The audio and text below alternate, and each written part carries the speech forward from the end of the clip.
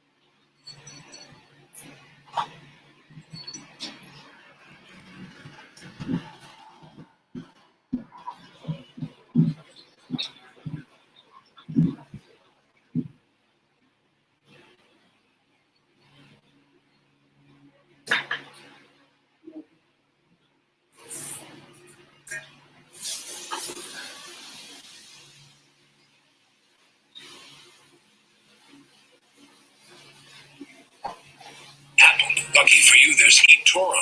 So whenever...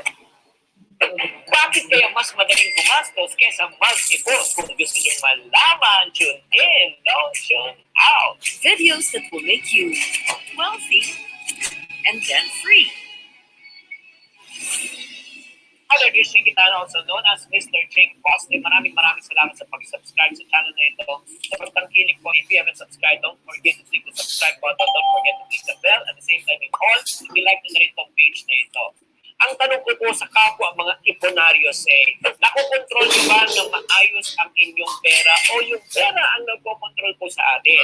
So ang question po, paano po natin malalaman na tayo po ay nakokontrol ng pera? Right now in this episode po, I would like to reveal to you the 10 signs kung tayo po ay nakokontrol ng pera o hindi. Okay, let's go to sign number 1. Sign number 1 po. You don't budget your finances. When you say you don't budget your finances, kung ano man yung pumasok, yan po yung lumalabas. Kung ano po yung laman ng ATM, yung po yung ginagastos po. Hindi po pagbabudgeting yun. Inaalam nila kung kano balance If you do not track how much money you are spending, alam niyo mangyayari niyan. Chances are you will overspend po. Alam mo, one thing I've learned in life, you got to know where your money is going in order for you to know where you are heading. Dalawa lang po, financial direction po natin. Financial freedom, kalayaan, or financial disaster, kahirapan po. Pero kailangan po, number 1 po, sign number 1 na hindi po, ayaw po nakukontrol ng pera, you don't budget your finances. Sign number 2, you budget naman too much. Extreme naman po yun. Sa hindi nagka-budget na naman, sobra namang budget. Ito naman, wala naman po masama sa pagiging uri po. O pagiging tinatawag natin pakser.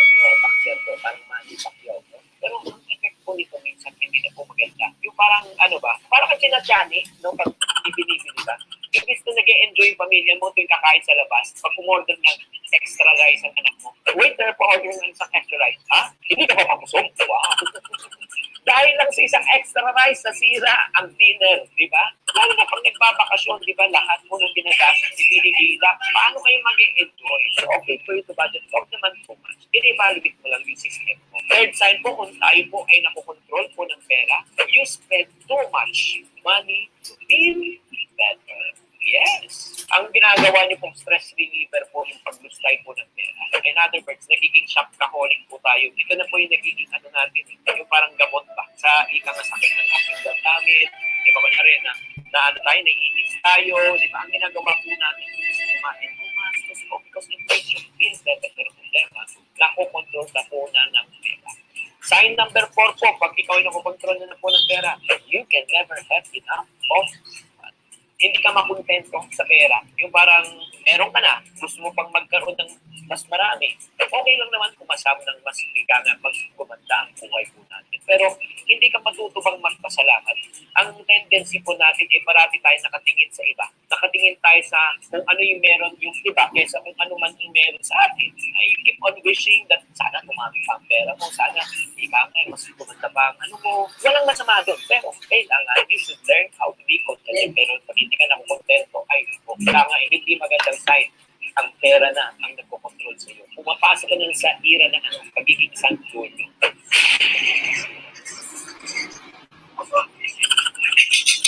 Alam niya na yung pelikula niya. Let's go to sign number 5 that you are being controlled by money. You invest in the wrong things. Hindi mo na pinag-iisipang mabuti kung saan dapat mo gastusin ang inyong pera. Saan mo dapat invest ang inyong pera. Imbis na mag-invest ka para sa ikabubuti mo, di ba? Nai-invest yan sa gastos, sa ikang non-revenue. Like for example, di ba? Dapat i-invest natin sa pera, sa mga educational funds, sa ating life insurance, sa ating health insurance. Pero saan napupunta? Ay, napupunta po sa yung mga gusto po natin, di ba? Sa mga luho po natin, di ba? Sa mga bagay na binibili natin na hindi naman po tumataas ang value, o minsan sa sugal, o minsan naman sa droga pa. Number 6 sign that we are being controlled by money, you think that money can buy you happiness. Okay. Ang paniniwala mo kasi, happy ka pag may bagong gamit, happy ka pag meron kang bagong gadget, happy ka kapag kasama mga friends mo, happy ka pag nabibigay mo yung gusto mo kaibigan mo. Pero ang problema sa happiness is this, it's dependent on happening. Pero pag wala ng happening, hindi ka na happy.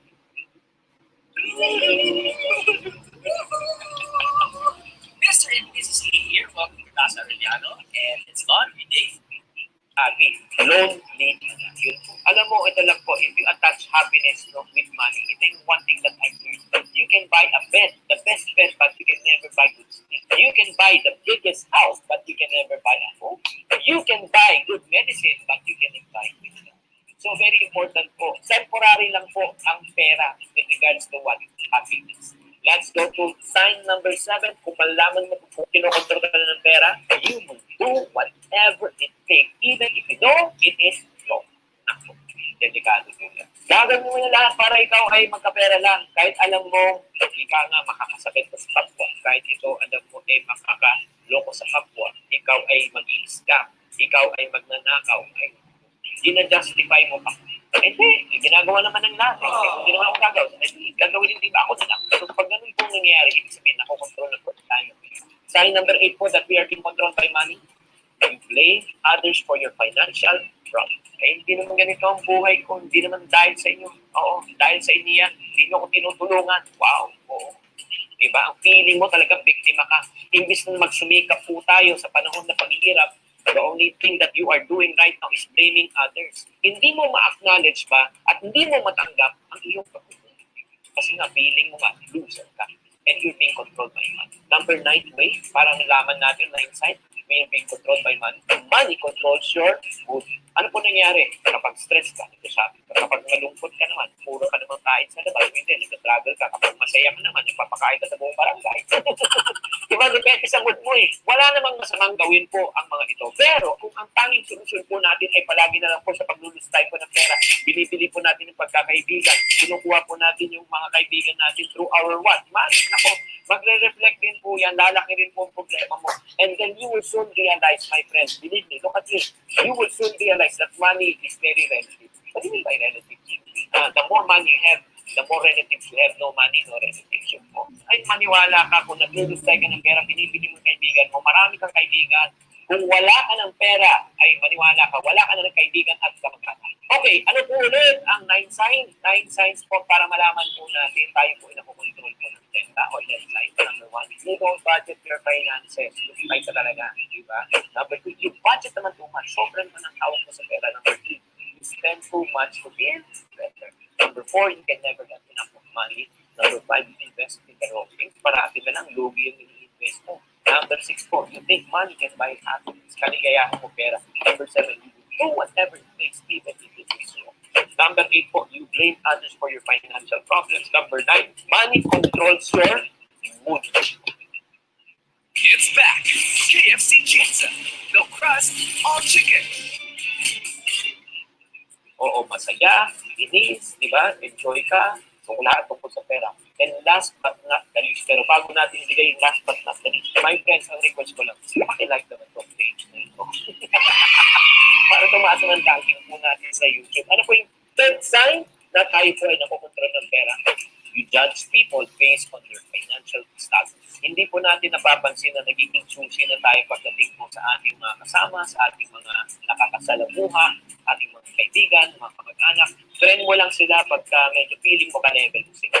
Pero pag below their level, hindi ka masyadong interesado. No offense, Meta, minsan we have to check our heart from time to time. Diba? Nagiging choosy na tayo sa ating mga friends. Di ko lang sinasabi na huwag natin piliin ang kaibigan natin. Piliin natin yung mga talagang mabubuti, yung maayos. Layuan natin talagang alam natin hindi maayos. Pero huwag naman tayo umabot sa punto na tayo po ay nagiging mapagmataas at the same time nagiging matapok. In English po, yung matapok ay po. Oh, diba? Why ay po? Diba? Mata is ay, pobre is pobre, ay po. Okay? Pero ito nga, gauge na muna natin sarili po natin. So from 1 to 10, i-gauge natin mga friendship, mga ka-econary po. Nasaan po tayo? Sa 1, 5, okay, 6 to 7, or 8, 9, 10 kayo. Alam niyo, pag kayo po ay nasa mataas na side, nasa 8 kayo pataas, na kung medyo delikado po tayo. Diba? Actually, sa matter of fact, pag nasa number 5, nasa borderline po kayo, as much as possible, bawasan po natin. Pababa tayo ng pababa. Bawasan po natin ang ganitong klaseng attitude para hindi po tayo makontrol po ng pera. Matandaan po natin, ang pera po ay hindi po nakakabili ng ikang kasiyahan. Walang pera ang katumbas ng pagmamahal ng ating pamilya, pagmamahal ng ating kaibigan, pagmamahal ng Diyos. And the purpose kung saan po natin gagamitin ng pera at saan naman hindi tayo magulang ng pera. Pero, pinag-usapan natin na naman to, ito po yung principle base when it comes to money. Pero yung focus po. Ang focus ko naman, para sa mga tao naman, na gusto mag-sumikap, gusto namang kumita, ng additional income. Okay, ito naman para yung mga kapatid sa akin. If you want to earn an additional 20 to 50,000 per month, I do believe you deserve it. Minsan, mga friendship, hindi lang natin alam kung saan natin kukunin ang pera or if not, ano po ang diskarte. Kung gusto niyo malaman kung paano kayo kumita ng 20 to 50,000 by working from home, ito po gagawin ko. All you need to do is just click on the link below. Click on the link below para matutunan nyo on how you can earn an additional income of 20 to 50,000 para makatulong ka sa pamilya mo, sa mga loved ones mo, by working from home. Click the link below.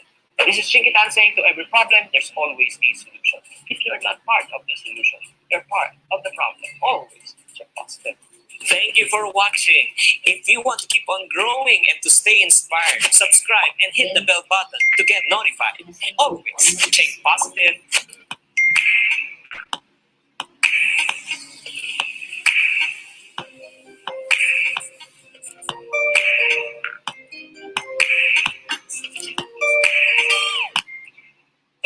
Bakit kaya mas madaling gumastos kesa mag-ipon? Kung gusto nyo malaman, tune in, don't tune out. Videos that will make you wealthy and debt-free.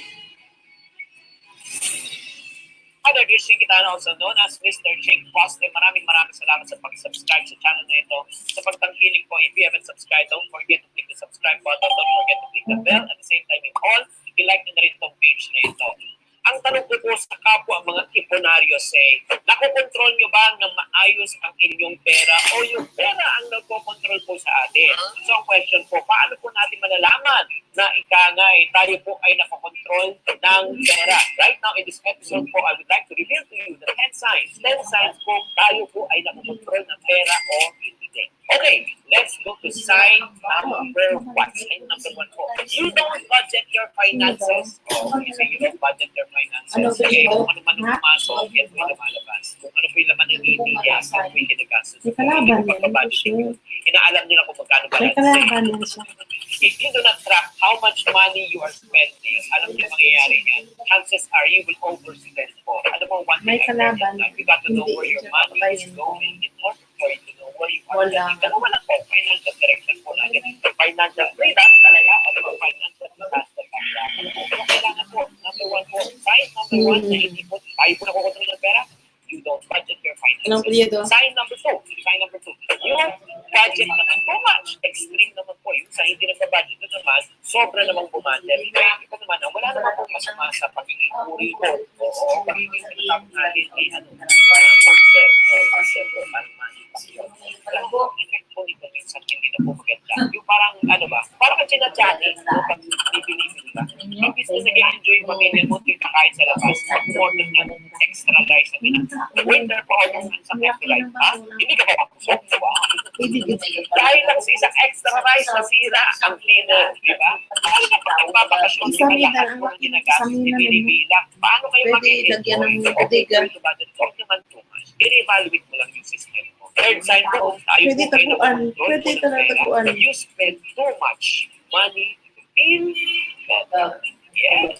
Ang ginagawa niyo pong stress reliever po yung pag-distract po ng pera. In other words, nagiging shopaholic po tayo. Ito na po yung nagiging natin. Yung parang gamot ba sa ikakasakit ng ating damdamin. Di ba kunyari na tayo, naiinis tayo. Depende yan, kung may kalaban ka.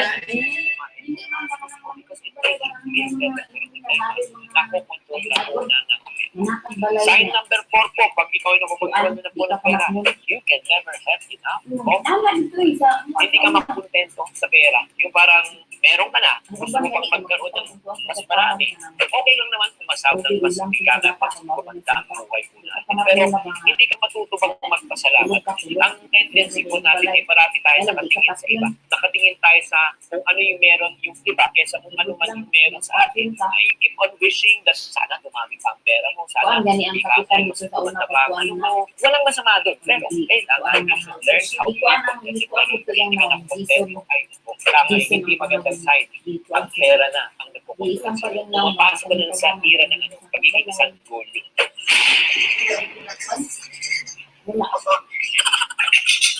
Alam niyo yung pelikula niya. That's the sign number 5 that you are being controlled by money. You invest in the wrong things. Hindi mo na pinag-iisipan kung saan dapat mo gastusin ang inyong pera. Saan mo dapat invest ang inyong pera. Imbis na mag-invest ka para sa ikabubuti mo, di ba? Nai-invest yan sa gastos, sa ikanganan revenue. Like for example, di ba? Dapat i-invest natin sa pera, sa education fund, sa ating life insurance, sa ating health insurance. Pero saan pupunta? Napupunta po sa mga gusto po natin, di ba? Sa mga tubo po natin, di ba? Sa mga bagay na binibili natin na hindi naman po tumataas ang value, or minsan sa sugal, o minsan naman sa droga pa. Number 6 sign that we are being controlled by money, you think that money can buy you happiness. Ang paniniwala mo kasi, happy ka pag may bagong gamit, happy ka pag meron kang bagong gadget, happy ka kapag kasama mo ng friends mo, happy ka pag nabibigyan mo yung gusto na kaibigan mo. Pero ang problema sa happiness is it's dependent on happening. Pero pag wala ng happening, hindi ka na happy. Frequent hand washing is the first line of defense against germs. Pero hindi lang ng sabon pareho. Hand washing with Safeguard helps prevent germs from coming back for up to 24 hours. Wash hands properly. Stay safe. Safeguard. Lonely na. Yun po. Alam mo, ito lang po, if you attach happiness with money, ito yung one thing that I've learned. You can buy a bed, the best bed, but you can never buy good sleep. You can buy the biggest house, but you can never buy a home. You can buy good medicine, but you cannot buy good health. So very important po. Temporary lang po ang pera with regards to what?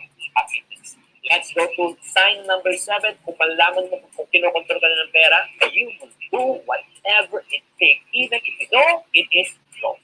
Nako, delikado po yan. Gagawin mo na lahat para ikaw ay magkapera lang. Kahit alam mo, ikaw nga makakasakit ka sa kapwa. Kahit ito, alam mo, makakaloko sa kapwa. Ikaw ay mag-i-scam. Ikaw ay magnanakaw. Ay, ginajustify mo pa. Hindi, ginagawa naman ng lahat. Hindi naman ako gagawin. Gagawin din iba ako na lang. So, pag ganun po nangyayari, ibig sabihin ako control na po tayo. Sign number 8 po that we are being controlled by money. You blame others for your financial problem. Hindi naman ganito ang buhay ko. Hindi naman dahil sa inyo. Oo, dahil sa inyo yan. Hindi nyo ako tinutulungan. Wow, oo. Diba? Ang feeling mo talagang biktima ka. Imbis nung magsumikap po tayo sa panahon na paghihirap, the only thing that you are doing right now is blaming others. Hindi mo ma-acknowledge ba at hindi mo matanggap ang iyong pagkakulang. Kasi nga, feeling mo nga, loser ka. And you're being controlled by money. Number 9 way, para nalaman natin, 9 sign, you're being controlled by money. And money controls your mood. Ano po nangyari? Kapag stress ka, kapag malungkot ka naman, puro ka naman kain ka naman, hindi, nag-travel ka, kapag masaya ka naman, nagpapakain ka sa buong barangay. Diba, depende sa mood mo eh. Wala namang masamang gawin po ang mga ito. Pero kung ang tanging solusyon po natin ay palagi na lang po sa paglulustay po ng pera, binipili po natin ng pagkakaibigan, kinukuha po natin yung mga kaibigan natin through our what? Magre-reflect din po yan, lalaki rin po ang problema mo. And then you will soon realize, my friend, believe me, look at me, you will soon realize that money is very relative. What do you mean by relative? The more money you have, the more relatives you have. No money, no relatives mo. Ay, maniwala ka, kung naglulustay ka ng pera, binibili mo yung kaibigan mo, marami kang kaibigan. Kung wala ka ng pera, ay maniwala ka, wala ka na ng kaibigan at kamag-anak. Okay, ano po ulit ang 9 signs? 9 signs po para malaman po natin tayo po inapukontrol mo ng pera o debt sign. Number 1, you don't budget your finances. Lustay ka talaga, di ba? Number 2, you budget naman po nga. Sobrang man ang hawak mo sa pera. Number 3, you spend too much to build. Number 4, you can never get enough of money. Number 5, you invest in the wrong things. Parati ka lang lugi yung invest mo. Number 6 po, you think money can buy happiness. Kaligayahan mo pera. Number 7, you do whatever it takes even if it is wrong. Number 8 po, you blame others for your financial problems. Number 9, money controls your mood. Oo, masaya, inis, di ba? Enjoy ka, kung lahat tungkol sa pera. And last but not the least, pero bago natin bilay last but not the least, my friends, ang request ko lang, pakilike naman itong page na ito. Para tumaas ng ranking po natin sa YouTube. Ano po yung third sign na tayo po ay nakukontrol ng pera? You judge people based on their financial status. Hindi po natin napapansin na nagiging susi na tayo pagdating po sa ating mga kasama, sa ating mga nakakasalamuha, ating mga kaibigan, mga kamag-anak. Friend mo lang sila pagka medyo feeling mo ka-level sila. Pero pag below their level, hindi ka masyadong interesado. No offense, Meta, minsan we have to check our heart from time to time. Diba? Nagiging susi na tayo sa ating mga friends. Hindi ko na sinasabi, huwag natin piliin ang kaibigan natin. Piliin natin yung mga talagang mabubuti, yung maayos. Layuan natin talagang alam natin hindi maayos. Pero huwag naman tayo umabot sa punto na tayo po ay nagiging mapagmataas at the same time nagiging matapo. In English po, yung matapo ay aipo. Oo. Diba? Why aipo? Diba? Mata is aipo. Pobre is pobre. Aipo. Okay. Pero ito nga, gauge na po na natin sarili po natin. So from 1 to 10, gauge natin mga friendship, mga kaipunaryo po. Nasaan po tayo? So 1 to 5, okay, 6 to 7, or 8, 9, 10 kayo. Alam niyo, pag kayo po ay nasa mataas na side, nasa 8 kayo pataas, na kung medyo delikado po tayo. Diba? Actually, as a matter of fact, pag nasa number 5, nasa borderline po kayo, nasa borderline po kayo. As much as possible, bawasan po natin. Pababa tayo ng pababa. Bawasan po natin ang ganitong klaseng attitude para hindi po tayo makontrol po ng pera. Ang tandaan po natin, ang pera po ay hindi po nakakabili ng ikang kasiyahan. Walang pera ang katumbas ng pagmamahal ng ating pamilya, pagmamahal ng ating kaibigan, pagmamahal ng Diyos. Have a purpose kung saan po natin gagamitin ng pera at saan naman hindi tayo mabulag ng pera. Pero, pinag-usapan natin na naman to, ito po yung principle base when it comes to money. Pero focus po. Ang focus ko naman, para sa mga tao naman, na gusto nang magsumikap, gusto namang kumita, ng additional income, okay, ito naman para yung makakapagiging ko sa akin. If you want to earn an additional 20 to 50,000 per month, I do believe in this. minsan mga friendship, hindi lang natin alam kung saan natin kukunin ang pera or if not, ano po ang diskarte. Kung gusto niyo malaman kung paano kayo kumita ng 20 to 50,000 by working from home, ito ang gagawin niyo. All you need to do is just click on the link below. Click on the link below para matutunan niyo on how you can earn an additional income of 20 to 50,000 para makatulong ka sa pamilya mo, sa mga loved ones mo by working from home. Click the link below. This is Chinkee saying to every problem, there's always a solution. If you're not part of the solution, you're part of the problem. Always check positive. Thank you for watching. If you want to keep on growing and to stay inspired, subscribe and hit the bell button to get notified. Always check positive.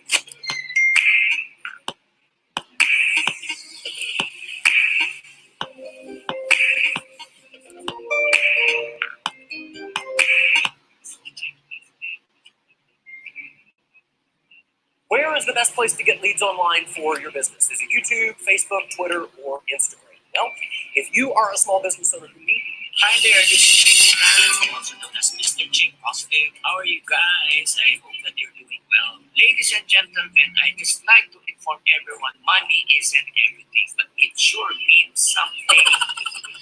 Having money simply means that you can afford to buy what others can't. But, again, there's an old saying, with great power comes great what? Responsibility. There is responsibility in the newfound success that you and I have right now. So allow me again to share with you the 5 things that you should avoid when you make money.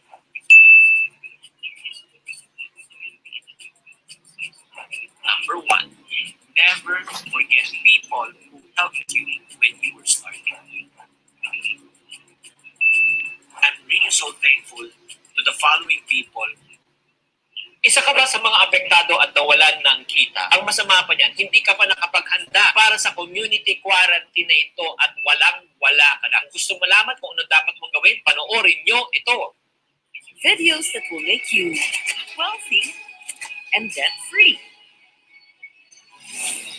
Hi there, this is Chinkee, also known as Mr. Chink Positive. Maraming salamat po sa pagtutok sa channel na ito. Ito po channel ng mga iponaryo at ng mga payaman.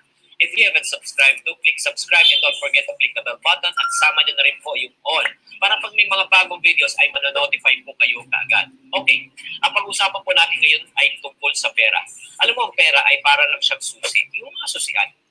And then, alam mo, pag-uwi natin, anong ginagawa ng susi kahit saan natin nilalagay, di ba? Parang baliwala. Pero makikita po natin ang halaga ng susi. Kailan po? Pag kailangan na po natin at hinahanap na po natin, doon na tayo natataranta at hindi natin siya makita. Doon natin makikita ang value ng susi. Ganon din po. Marami po nakaka-realize na napakahalaga pala ng pera. Napakahalaga pala mag-ipon. Napakahalaga pala na meron tayong ikang manas na subi. Para sa mga panahon ngayon na dating binabaliwalaan po natin na hindi tayo nag-iipon, carefree po tayo, kahit saan po tayo kumakain. Hindi na natin iniisip kasi meron tayong sweldo at kinikita. Ngayon, na wala na pong kinikita, nakita po natin ang nalaga. So, para sa mga tao ngayon, nakarealize po nito, I would like to share with you the 4 things. 4 things you need to do in order for you to be smarter with your money right now. Ano po na kailangan natin gawin para maging smart po tayo sa ating paghawak ng pera? Number 1 tip ko po sa inyo, stop buying the things that you cannot afford. O, tigil na natin. Uulitin ko para sa mga tao meron pang kita, meron pa rin pera ngayon, please lang, this is the time for you to be smart. This is the time for you to be wise kung paano mo gamitin ang iyong pera mo. Hindi na po natin pwedeng, hindi na pwede natin maging kwaldas. Alam niyo bakit? Reality. Lahat po tayo, hindi natin alam kung kailan ito matatapos. O let us say, sinabi ng presidente, April 30, pwede na kayo lumabas. Ang question po, lalabas ka ba? I'm sure wala pa rin lalabas. Maninigurado yan. Wait and see yan. Until such time talaga mag-zero yan, saka sila lalabas. So in other words, matagal pa yung proseso. So right now, kung may pera ka, ingatan mo yung pera mo, stretch mo yung pera mo. So, Chinkee, paano malaman kung afford mo isang produkto o hindi? Meron po akong formula na ginagamit. For me to check if I can really afford a product, I just simply multiply everything by 5. I will repeat. You just multiply everything by 5. Like for example, gusto mo mag-upgrade ng cellphone. Ang cellphone, ang halaga 25,000. Sample lang yan. O yung multiply mo ng 5. 125,000. Bibili mo ba? Ay, sinabi, ay, hindi. Napakataas yan. O, hindi mo afford. O, coffee, kape. 150 times 5, 750. Kape. One inuman lang. O, bibili mo ba? Ay, hindi. Taas. Diba? Ay, o, hindi mo afford. O, kape. 10 piso. 10 piso. Sachet. Times 5, 50. Afford mo ba? Pwede. Oh, so, nagigets nyo? If hindi mo kayang bilhin sa times 5, ibig sabihin mo, hindi mo siya afford. Don't buy it. This is one of the best ways to say, di ba, to test kung carry mo siya o hindi, di ba? Ang galing niya, di ba? So, kakain. Sure. Skip this ad, just like you skipped out on buying Amazon stock and Google and Apple. Lucky for you, there's eToro. So whenever opportunity knocks, you just log in, pick a stock, set an amount. Spy mo lang. That's number 1. Para makita mo talagang value ng pera. Number 2, always buy value for money. Oo. Buy value for money. In other words, ito po sinasabi natin sa wikang Pilipino, sulit. Dapat sulit. Pag tayo po ay bibili ng mga gamit, dapat sulit talaga. Na-experience mo bumili ng gamit talaga sobrang sulit. Naalala mo tuloy, nung bumili ako ng isang laptop na ang halaga talaga ay tunay na sa 80,000, nabili ko lang ng 30,000, 30 to 35,000. Sobrang sulit. Di ba? Sarap ng pakiramdam. Di ba? At saka tip ko lang po sa inyo sa panahon ngayon, hindi lang po sulit tinitingnan. As much as possible right now, use cash, C-A-S-H. Huwag po natin i-credit card. Kasi baka mag-overspend ka rin pag ginagamit mo yung credit card mo. Di ba? So, ang tanongin mo na lang sarili mo, kung bibili ka po ngayon sa panahon ngayon, mag-stick na lang po tayo sa pagkain. Di ba? Vitamins, gamot, yan. Basic na lang po. Di ba na-realize yung grabe, nang dahil sa community quarantine na ito, hindi naman tayo kumakain sa labas, buhay tayo. Hindi naman tayo bumibili ng mamahaling kape, buhay pa rin tayo. Hindi naman tayo bumibili ng milk tea, buhay pa rin tayo. So nakikita nyo, simple lang pala talaga ang buhay. Third thing that you need to do in order for you to be smarter with your money right now, ito, number 3, kung may pera ka pa rin pumapasok, start building your emergency fund. Opo. Kung ikaw po ay may emergency fund ngayon, congratulations dahil hindi ka nai-stress. Kung ikaw ay wala at walang pera ngayon, dapat mag-umpisa ka na. Ano ba chinkee? Ano ba itong emergency fund na ito? Ang emergency fund, ibig sabihin niya, kung ano ang buwanan na gastusin mo, magtabi ka ng at least 3 buwan hanggang 6 na buwan. Bakit? Just in case na may mangyari na mawalan ka ng trabaho, kumina ang iyong negosyo, mangyari nga itong community quarantine, may 3 buwan hanggang 6 na buwan na mabubuhay ka na hindi ka ma-stress. Gets? So, para sa mga tao naman, di ba, na wala, mag-umpisa ka. Pero ito naman, congratulations para sa mga tao na kapag handa at may extra pera ka pa, ay nako, may good news ako. Ano dapat yung gawin? In number 4, the fourth and last tip ko sa inyo, in order for you to use your money, ika nga, smarter and wisely right now, invest aggressively and wisely. Ito na ang panahon na maglabas ka ng pera. Ito yung panahon na kailangan bumili ka ng investment. Bakit? Lahat po ay bargain, especially in the stock market. Ang stock market po sobrang baba. Nasa 30-50% po ang baba ng presyo ng lahat ng mga blue chips at mga malaking kumpanya dahil marami pong natakot. So, nagbentahan po. So, kung ikaw may extra cash ka, this is the time for you to buy a invest. Pero, bago po tayo mag-invest, hinay-hinay lang. Research on the companies na ipag-i-investan mo. Number 2, gawa ka ng sarili mong pag-aaral. Huwag kang maniwala po lang sa akin dahil sinabi ko. And then number 3, patandaan yung investing is also risk. Ang suggestion ko sa inyo para hindi kayo masunog sa maling ikangay investment, i-divide nyo po yung pag-invest nyo pera into 4. 100,000, 25,000, 25,000, 25,000, 25,000. Ngayon, bumili ka na. Diba, pag open ng market, bili ka na. Bumagsak, bili ka ulit. Pag bumagsak, bumili ka ulit. At least, nasasalo mo siya. Diba, na-average mo siya. Ganun din, pag umakyat, di ba? Bumili ka, umakyat, bili ka ulit, bili ka ulit, bili ka ulit. In time, in other words, ika nga, people who will make profit in these hard times are people who are prepared. That's the reason why this is the best opportunity for people na talagang preparado. Pero mga nagsasabi ng chinkee, maganda itong pinagpento mo para sa mga tao may pera. Paano naman kami mga tao na talagang zero income right now? Wala na akong trabaho, na-apekto pa negosyo mo. Good news. Wala pa. Hindi ako magpapanik, wala na. Kaya nga, kasi magpanik ka. Panic will just add more stress, at the same time, it will make you sick. Diba? Pag nagpanik ka ba, madadagdagan ang pera mo. Pag nagpanik ba, mahaba buhay pa ng pera mo. Wala. Kaya para sa mga investors na nag-invest sa stock market, na baksak po ang stock market, hindi nyo kailangan magbenta ngayon. Huwag kang mag-panic. Kasi pag hindi ka naman nalulugi, pag hindi mo binenta, malulugi ka lang pag nagbenta ka. Hi, do you work from home these crazy days? Me too. Look what my dog loves to do. Now let's do some magic with all of this noise. Let me turn this on. And now you don't hear the touch feed. How did I do that? Okay, we bring that extension called Print. Download and remove all background noise from your phone. By the way, it works with any publishing app running in Chrome. So give it a try.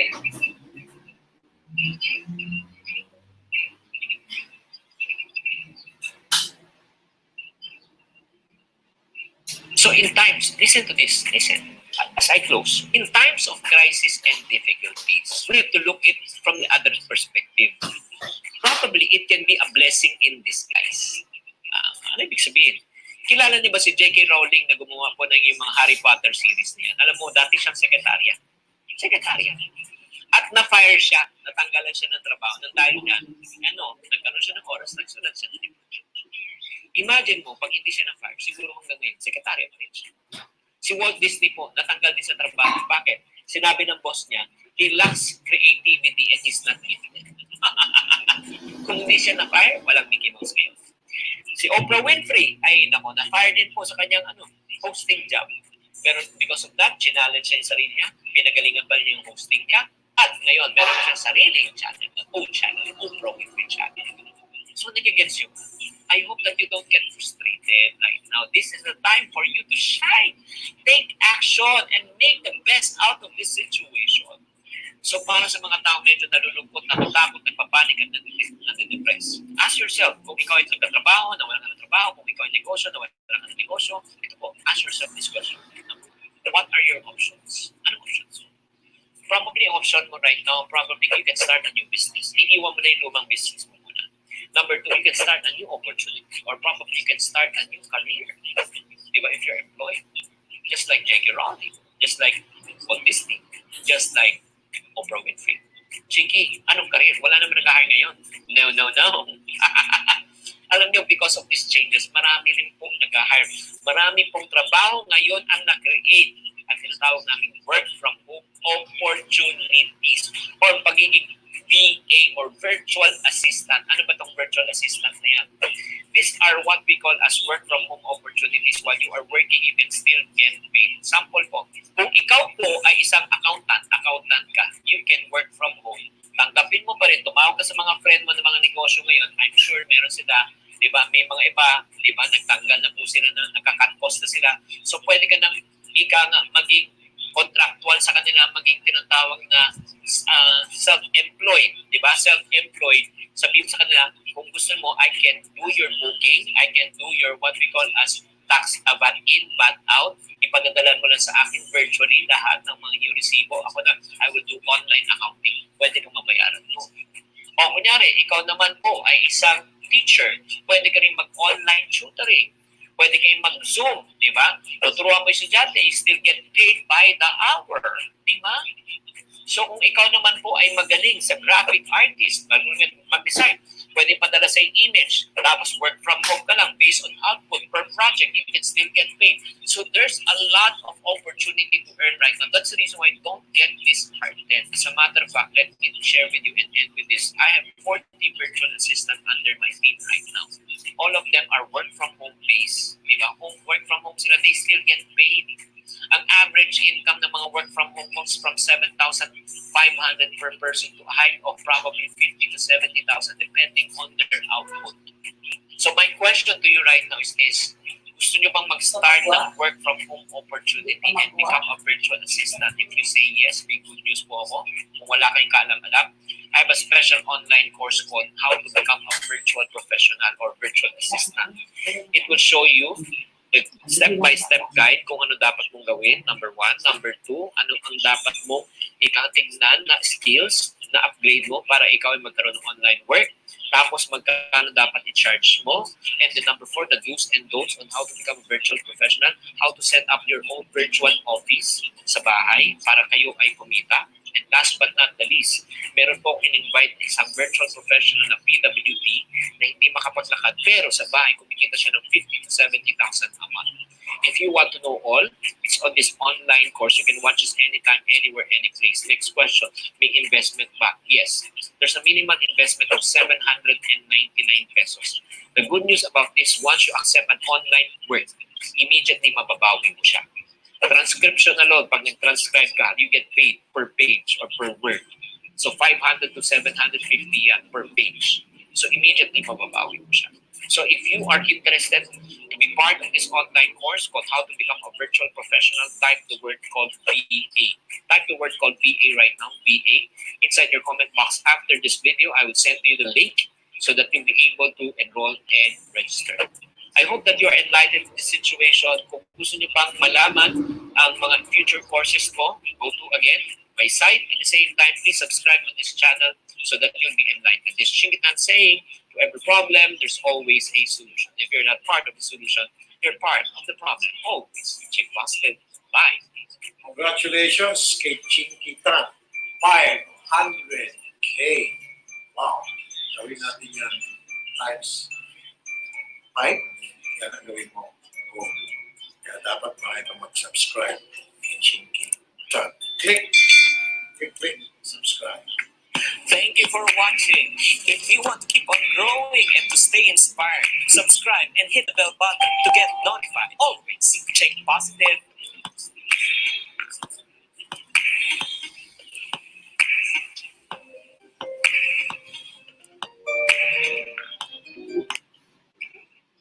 Chinkee, bakit hanggang ngayon di pa rin ako mayaman? Alamin natin ang top 5 defeating attitudes na dapat mong iwasan kung gusto mong yumaman. Videos that will make you wealthy and debt free. Either you sing that also known as Mr. Chick Positive. Thank you very much for subscribing to this channel. Thank you. Alamin ang paramin po tayo every day. Every 12 o'clock noon. 12 noon po tayo nagpapalabas po tayo ng ating mga bagong videos. Kung hindi pa kayo nakasubscribe, please click subscribe. Click the bell button. Isama niyo na rin po para lahat ng mga videos ay mapapanood po dito nyo. Ang sarap talaga magkaroon na tinatawag na financial freedom. Di ba kasama ito sa ating mga pangarap? Wala pa ng tao na nangarap na maghirap. Nararapat lang na tayo po ay kuminhawa ang ating buhay taon-taon. Pero sinasabi ko sa parati sa mga tao, ang pagyaman po ng isang tao, hindi lang po kailangan ng willpower. Hindi lang kailangan ng long-term vision. Pag willpower and long-term vision, maganda, pero kapos po siya. Ito po ang pagyaman ng isang tao. Huwag natin patagin ay nagsimula sa pamagitan ng ating attitude. Everyone say attitude. Attitude is pag-uugali para sa mga kabalo. Batasan. Alam niyo batasan? Oo, batasan pambansa. Yes, city.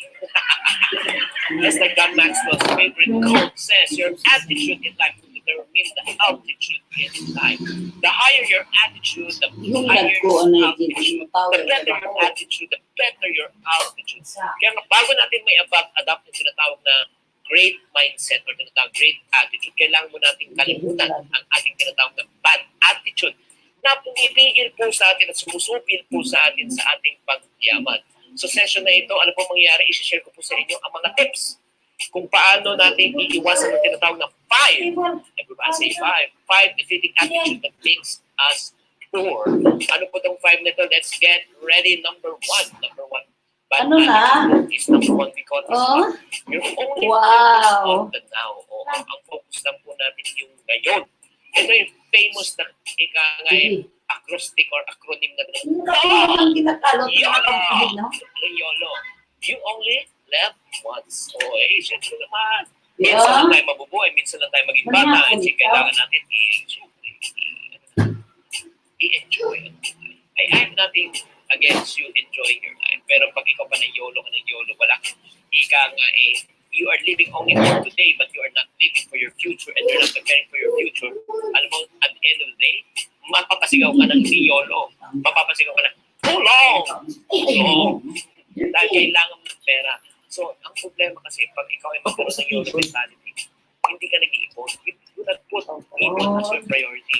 Ang pag-iipon ko, like for example, ng pera, di ba? Ang pagpumupunan sa iyong kinabukasan, hindi mo naman kailangan agad-agad niya ngayon. You may need it from 20, 30, or 40 years from now. maganda na po. Nasimulan po natin na maaga ang pag-iipon para sa ating retirement. Number 1 po, bad attitude is what we call as focusing on the now. Number 2, bad attitude that can make us what? Poor is what we call as what? You're too confident. You're too confident. Iba po itong pag-usapan po natin yung confidence sa overconfidence. Yung confidence, naniniwala ka pero hindi ka mayabang. Confidence ka na kaya mo pero hindi mo pinapalandakan. Confidence mo na may pera ka pero hindi mo pinagmamalaki sa bayan. Nagigets nyo?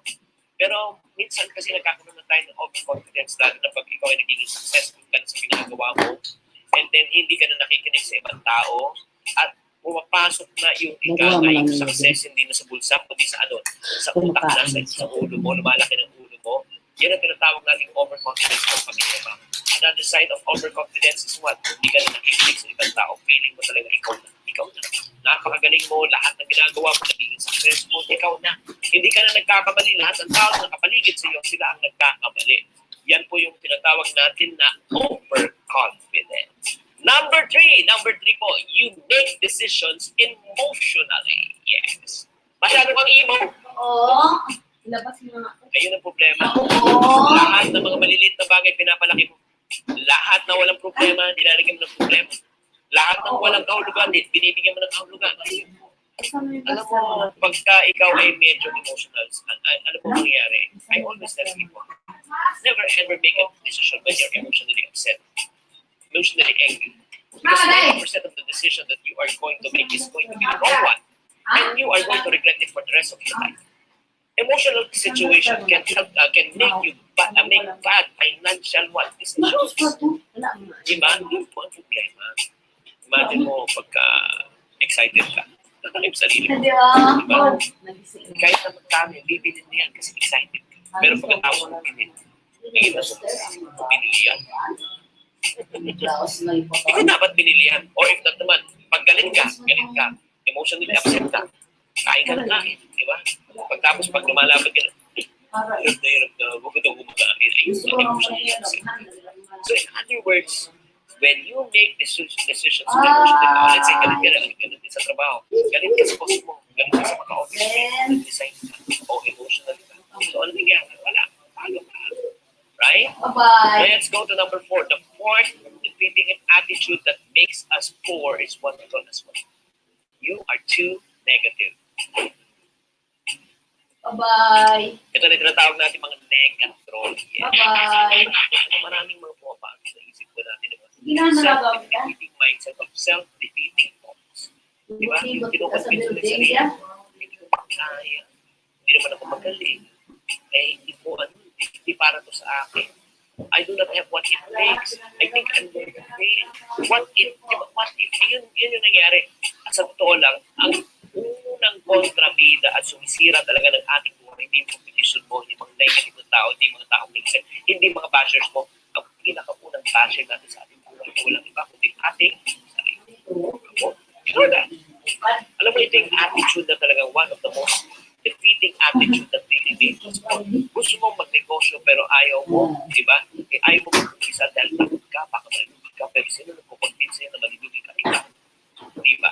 Yun nga, another way that you can be negative is when you become a chronic complainer. When you talk about chronic complainer, wala ka nang ginawa kundi mag-complain, di ba? Ang hirap naman ng buhay, wala akong pera, walang tumutulong sa akin, walang sumusuporta, lintik, wala ito. Lahat ng nega nakikita mo, ay lahat lumalaki. Yun nga, nagiging emotional ka. You are expanding on the negative. You are not expanding on the positive. You focus on the things that you do not have rather than focusing on the things that you don't have. You are not grateful about your situation, but you are complaining about your situation. That is not good. That will sabotage our success and make us what? Let's go to number 5. The fifth defeating attitude that makes us poor is what? Yung masyado kang magastos. You keep upgrading your lifestyle. Ang lifestyle mo, you live, you eat, you breathe, you spend. Yun po. Yan po yung nangyayari po. Isa pong talagang masamang pang-ugali talaga. Yung gastos ka ng gastos. Alam mo yan. Let me prove it. Diba, my friend? If you're dito na sa Pilipinas, maliit na kita. Meron pang ipon na konti. Eh ngayon, kumikita ka na malaki, di ba? Wala nang ipon, may utang ka pa. Yung the more you earn, the more you spend. In reality is, karamihan po sa atin talaga. If you do not guard this, wala tayong contentment. Di ba? Marami tayong meeting sa mga bagay na wala tayo. Meron na tayo, gusto pa natin mag-upgrade. Di ba? Meron na tayo isang bahay, makumuha ng pangalawang sasakyan. Alam mo, ito po yung problema po, karamihan po natin. Ito yung tawag na attitude of greed. The more you have, the more you want more. The more you have, the more you want more. Kailangan matuto tayo makontento kung ano man meron sa atin, kung ano man ang pinagkaloob sa atin ng Diyos. So ano po itong bagay, limang bagay po na kailangan po natin iwasan ng mga attitudes para tayo po ay ika nga hindi maging poor. You're focused only on the now, you're short-term thinking more, you're always too confident, masyado ka ng piling sa sarili mo, you make emotional decisions na more too negative and upside, you're trading for spending and upgrading your bad lifestyle. Alam mo, my friends, I'm sure, we have been following me for the longest time. Ito lang po, request ko po sa inyo, bago ang financial situation nyo. Gusto nyo ba magbago po rin? A simple change in your attitude, alam mo yung mangyayari niya, maaaring magbago ang iyong direksyon ng iyong buhay. Maaaring talagang sumagana ang iyong buhay. Maaaring na makalabas ka sa iyong utang. Maaaring na mas maraming pag-ika na magmamahal sa iyo. Pero sabi ko, chinkee, gusto kong bumalik. Good news. If you want to change your attitude but start, allow me to encourage you to read this book called Always Think Positive. I wrote this book in the year 2013. It's a daily inspiration to. Ang galing talaga nito. Hindi porket sa sinulat ko to. Ano lang to? You can read this 5 minutes a day or 3 minutes a day. Can you invest at least 2 minutes a day? Kaya mo mag-invest sa 2 minutes a day? Ito lang, like for example, day 4. Ang nakasulat dito, denying that you have a problem will not make it go away. You've got to face it. Tapos, meron na siyang konting reading, may reading lang. Tapos yan, may reflection and may response. Nandito na. Yun. Tapos may prayer pa. Uy, ito yung ganda daw. This is parang siyang daily prayer. Alam mo, ilan dito? 50 days of so almost 2 months. You can read this for 2 months every day na at least 2 minutes to 3 minutes a day. It will help you to change your mindset. So if you want to grab this book, okay, ang dami ko naman. I really like this. No? Kasi hindi porket sinulat ko to, no? I really like this. No? Like for example, do you want to create lots of money today? May mga topics guide siya dito eh. O, do you find it hard to believe? Do you have pending ideas and plan? Or let's say, are you a bitter person or a better person? Lahat meron na siyang guide dito. If you want to grab this copy, okay, this book, this is only 300 pesos to change your attitude, to change your mindset. So all you need to do if you want to grab this book, Always Think Positive, just type the word called Think Positive, okay, Think Positive, and so that I can send you a link, so that you can order this book called Think Positive, and shipping fee is only 100 pesos. Shipping fee is only 100, but if you grab other books, pag 750 siya, libre na po. Okay, so if you order the other books that I have, at kumabot ng 750, libre na po shipping. Thank you very much for watching. I hope that I will help you and enlighten you to counter the 5 defeating attitudes that makes us poor. If you like this video, please click like and also share this video with other people so para makinabang po sila. This is Chinkee saying to every problem, there's always a solution. If you're not part of the solution, you're part of the problem. Always think positive. Bye. Sa lahat ng subscriber ni Chinkee, Chinkee Positive, please share it to your friends so that we get the next 500,000 so we can get 1 million subscribers. Subscribe now here. And don't forget, see you, Manila. God bless. Thank you for watching. If you want to keep on growing and to stay inspired, subscribe and hit the bell button to get notified. Always think positive.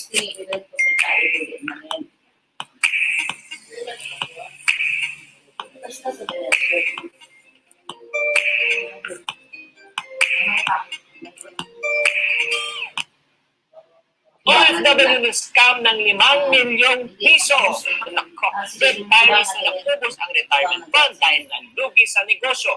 Call center, agent na may 200,000 na utang sa credit card. Grabe naman.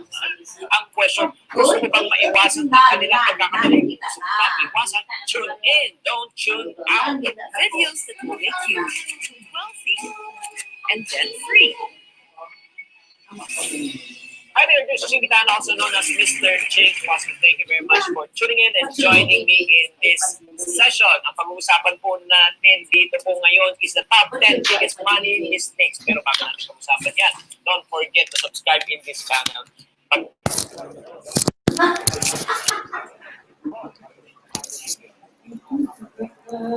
May kamagdali ang iyot puwet mo. May pagkaon yung labang.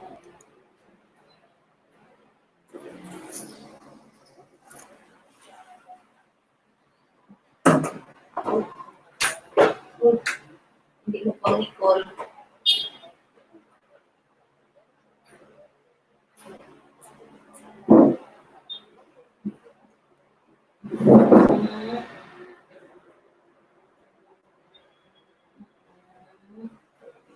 Tapi malakaw yung dalong.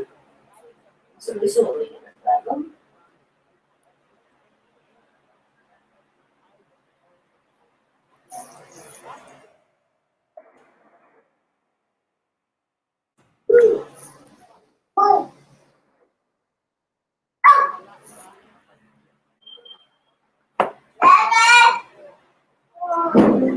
Papa. Papa. Papa. Mama. Murang na dyan, no?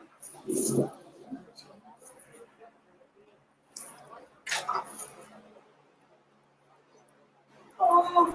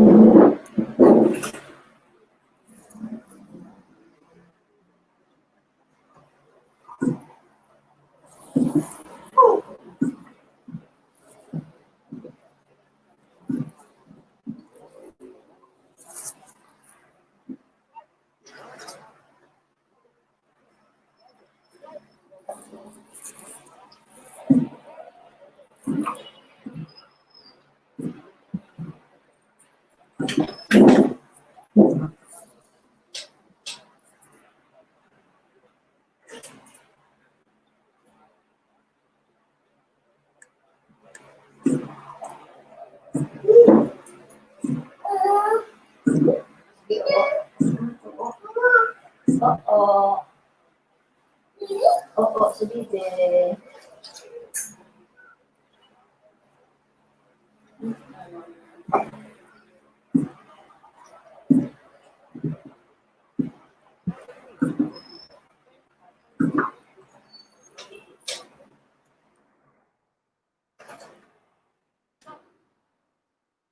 Nagkawalitan sa doktora again.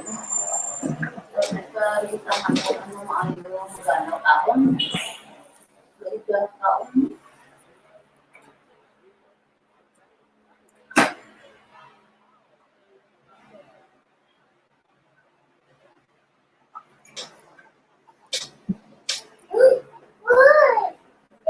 Hindi na ako mag-work na pa. I-walking mo na yun, ayaw mo kumain. Kain pa man mo. Ako may dali. Hindi na may pa. May pa wala ka na kung ano. Wala naman. Pero kung is-dan,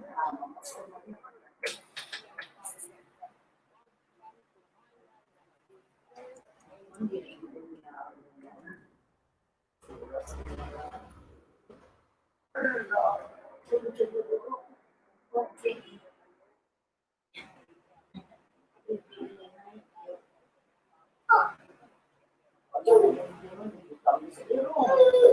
Yung gatas masulog sa iyo.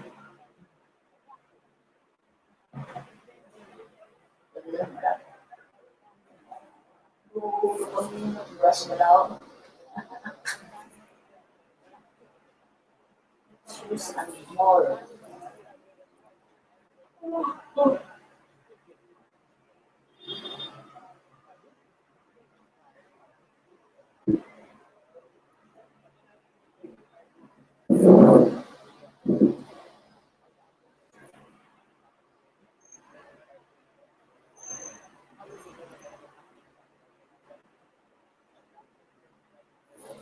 Di ba natatay mo na? Hindi na?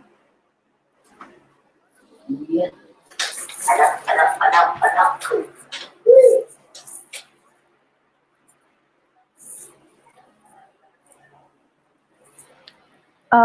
Okay. Dito tayo ngayon. Magre-review tayo ng movie. So, nasa Netflix ako ngayon. Nood muna tayo ng pelikula. Trailer lang. Magti-trailer lang tayo.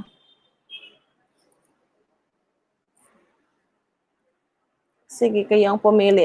Anong gusto niyong pelikula?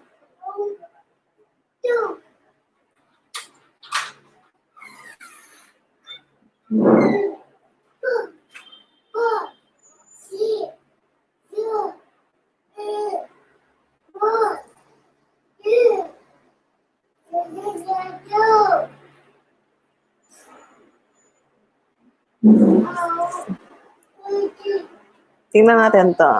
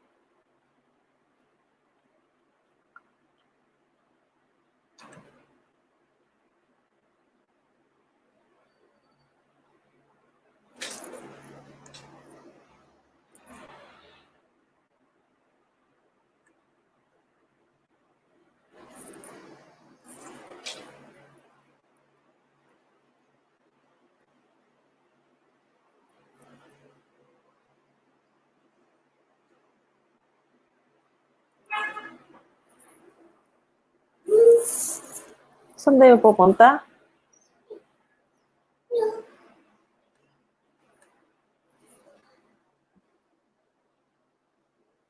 Saan tayo pupunta? Sa Ibilin? Babaw. Huwag mo laman. Inuusol ko man dyan mo.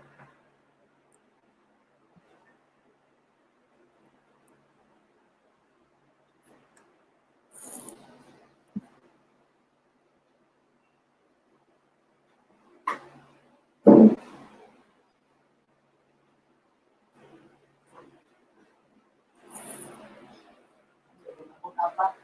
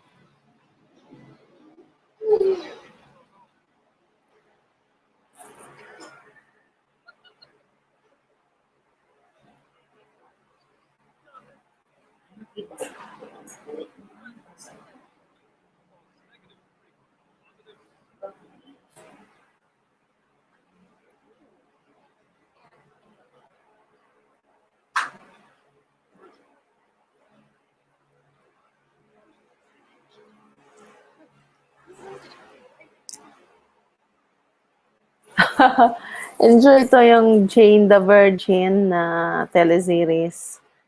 Hispanic to babaeng to. Shock siya kasi na realize na ako baga lumabas sa test na positive siyang buntis. Sabi niya, virgin pa siya. Paano nangyari na buntis siya, di ba? Nakakatawa ang series na to. Try niyong panoorin, guys, kung kaya yung sundan kasi minsan nakaka-board din ba? Sobrang haba. Kasi ako, nakakasawa na rin yung yung nakakasawa na rin pag sobrang tagal ng series. Mas gusto ko yung pelikula. Ito naman, sunod title niya, Philippine Story to.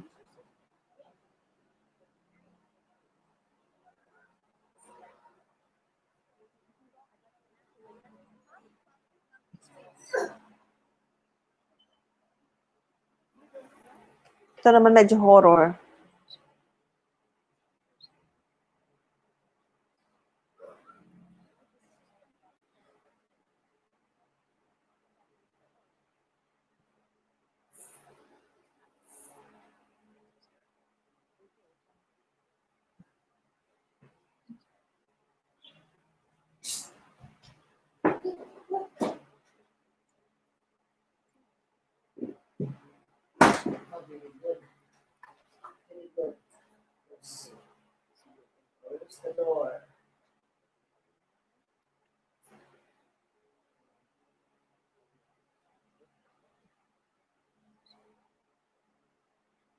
Ito medyo horror to siya. Ano kaya to? Parang gusto kong panoorin but not now. So, ang gagawin lang natin is mag-replay lang tayo dito ng intro. Kumbaga parang movie trailer lang. Ano na tayo ng mga movie trailer? Ano bang gusto niyo dito, guys? Ano ba? Syempre, ito, for sure. For sure, gusto niyo to. Crash Landing on You. Oh my God. Napanood na nyo niyo ba to? For sure, napanood nyo na to. Grabe, ang dami kong tawa dito ba? Tapos, nalungkot ako, na-in love ako. Kasi ang ganda ng pelikula. Ayan, tapos na. Yun si si Yoon Seri, yung babae. Tapos si Captain Ri, yung lalaki. Ang lalaki galing North Korea, babae galing South Korea. Eh yun, ngayon nagkita sila doon accidentally dahil sa storm. Dahil sobrang lakas ng hangin, mayroong tsunami. Tsunami ba? Tornado ata yun. nadala yung babae doon sa may North Korea. Kaya, medyo risky ang life niya. Pero naitawid. Grabe, mapa-in love talaga kayo sa kanilang dalawa. Ma-in love ka, mainis ka, as in, grabe siya. Ito naman, panoorin natin itong The King. Hindi. Ito naman si Lee Min Ho. Idol ng mga maraming Pinoy, syempre. The King, Eternal Monarch. Ito hindi ko siya pinapalaki guys kasi baka mahuli tayo, hindi pwedeng nagpalabas tayo dito ng mga pelikula. Trailer lang muna tayo kasi makapagalitan tayo ni Lolo.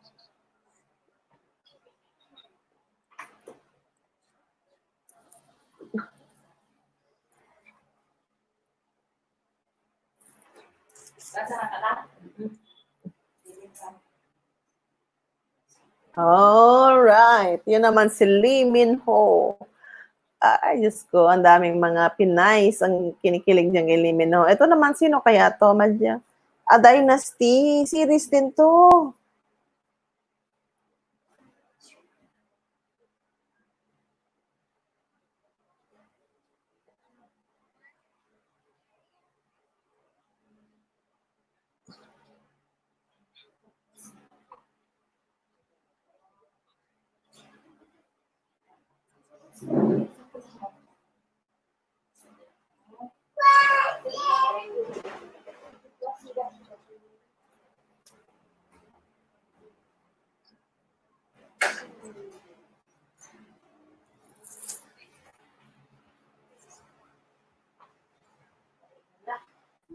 Oo, ibang level din tong Dynasty. Medyo, actually, maganda siya. Feeling ko tingnan natin ang kanyang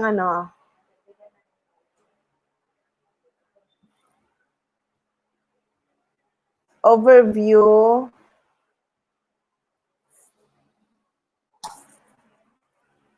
Ulitin natin.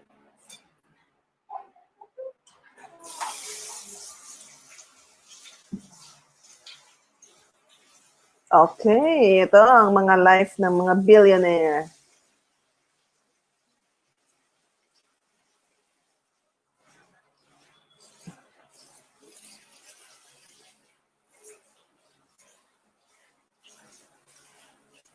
Oo, fiancé niya, ganda, di ba? Bata, maganda.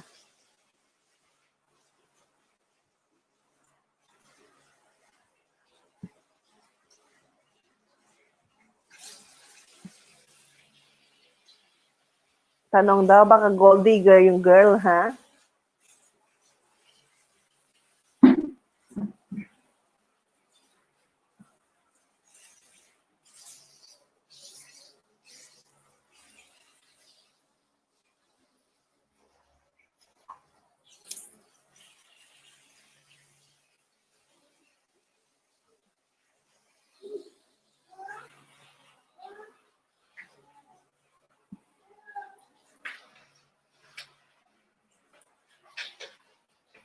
Oh, ibang level din to, guys. Family story.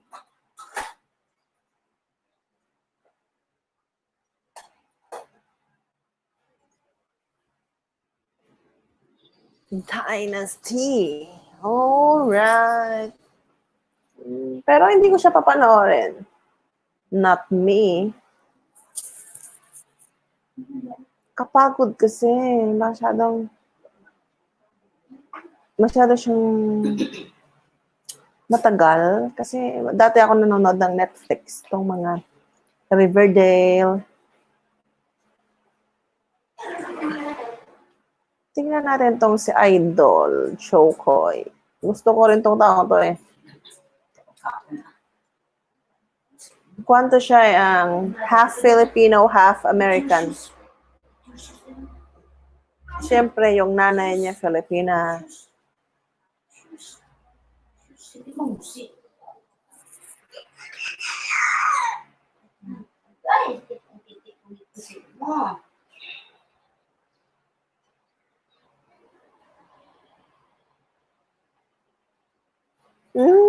Galing.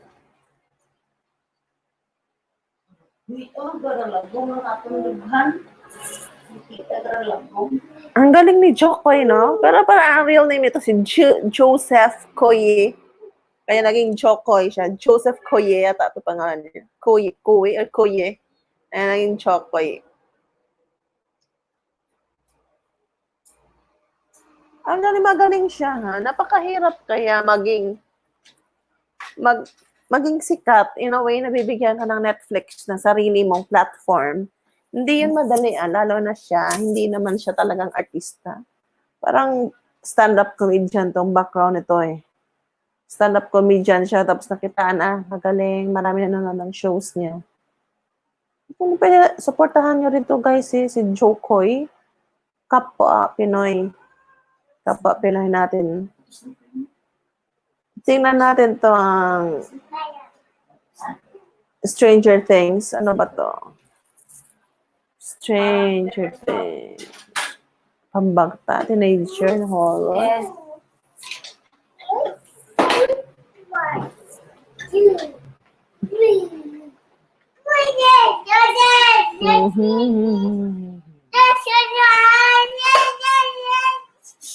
Horror ata. Stranger Things. 1, 2, 3, go. When a young boy vanishes, a small town uncovers a mystery involving secret experiments, terrifying supernatural forces, and one strange little girl. Ito siya. Ito siyang... hindi ko pa napapanood to. How come na hindi ko pa napapanood to? Ang kanyang rating is 94% match. Basta magtaas ng more than 90, maganda yan siya.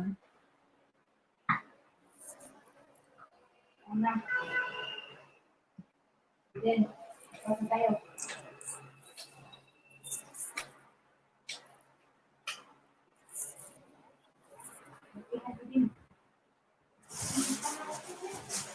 Parang nasaniban yung anak niya. Something.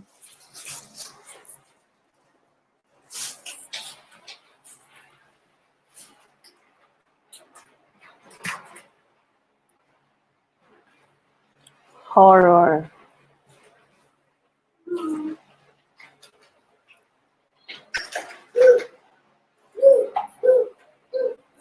Len, palitan mo siguro ng pajama. Kaya baka maglakad, magtakbo ba? Kanina, ganda nakapajama siya.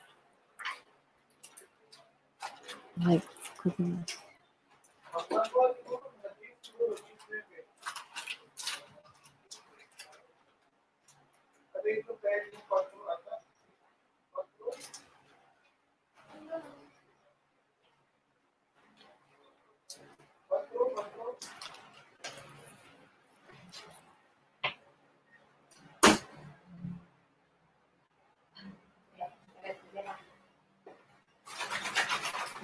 Okay. Panoorin ko to. I will watch this.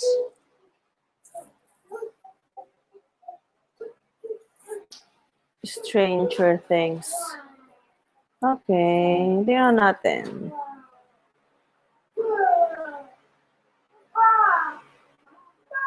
Ay, hindi pa pala tapos. Akala ko tapos na.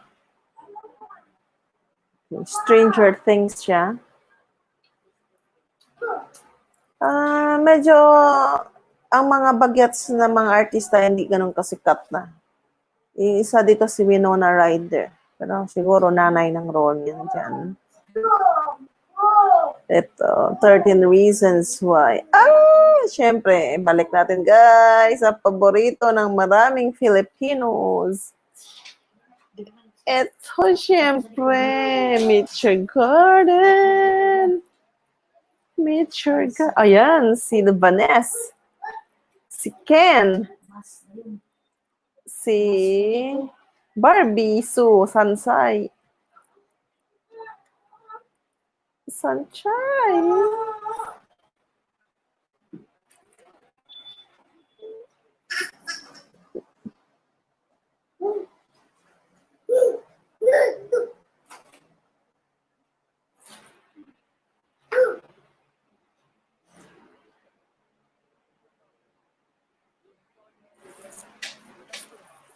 Ito sila grupo to ng mga Taiwanese boy band. Taiwanese F4. Matagal na to masyado. Parang high school pa lang ako nito eh. Pero hanggang ngayon, pinapanood ko pa rin to ba? As in, I know. I know. Control C. Panoorin natin to. Trailer lang, ha?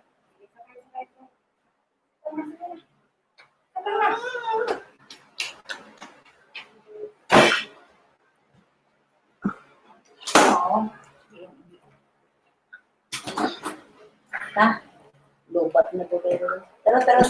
May pinula ko tignan ko. Lubat na po kayo. Tara. Bye.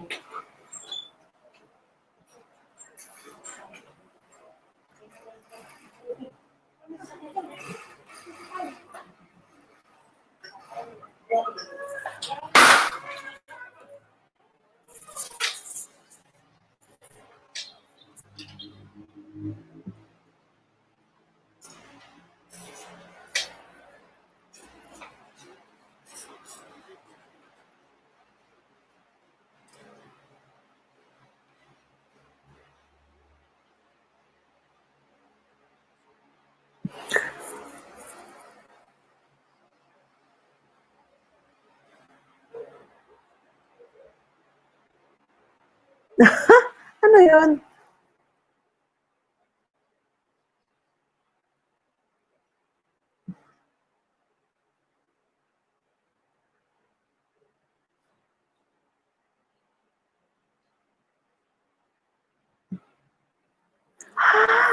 Hindi siya babae. Transgender siya.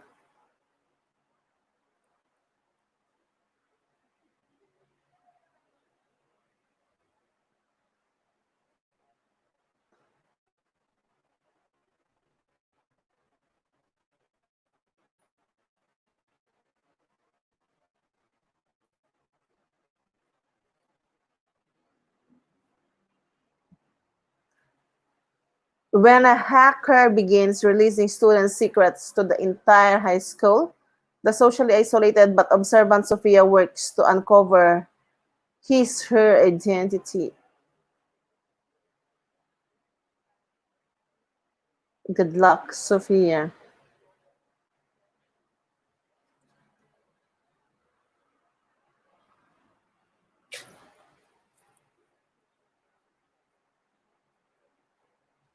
Control C.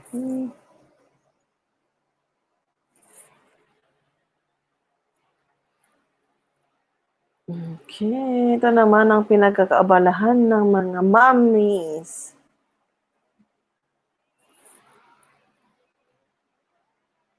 Real Housewives of Beverly Hills.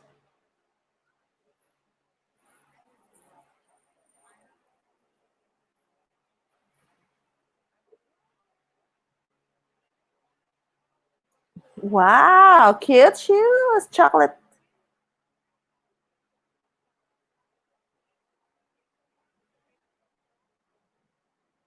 Wow.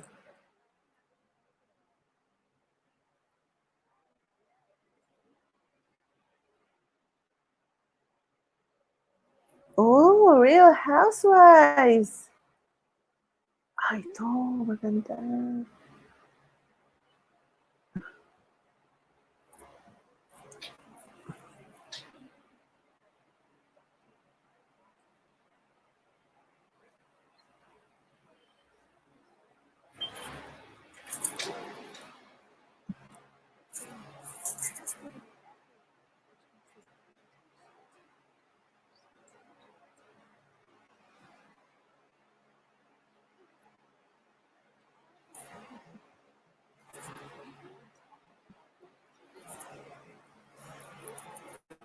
Lifelong friends Maddie, Helen, and Dana Zhu lift each other up as a juggle relationships, family, and careers in the small southern town of Suriname. naghiwalay sila ng mister niya. So, nag-start sila ng business. Kanya friend. Nag-move on sila.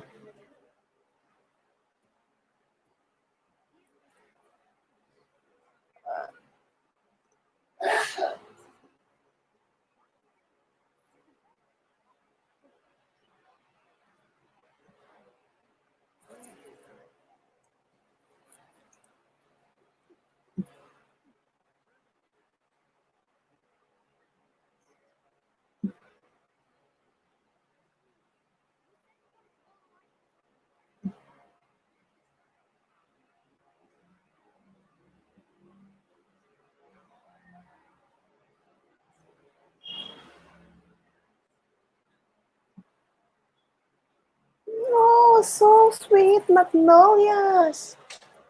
Gusto ko to.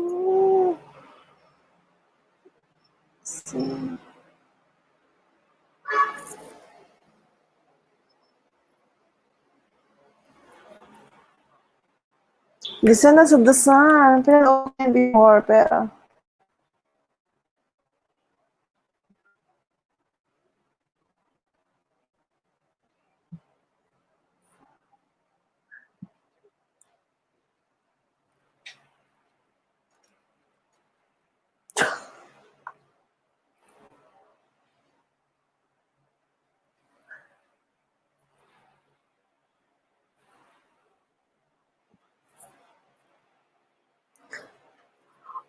cute to. Ito yung girl, doctor. Ito yung guy, soldier. Nagkita sila doon sa camp.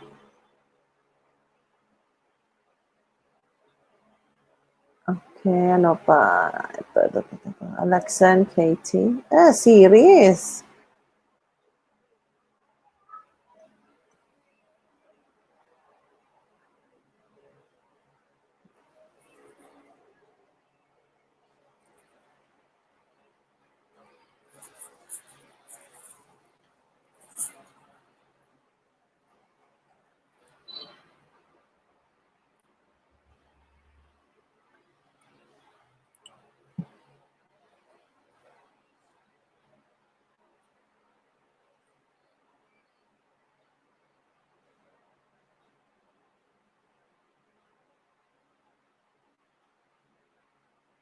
So cute! Parang high school musical lang. Okay, balikan natin to.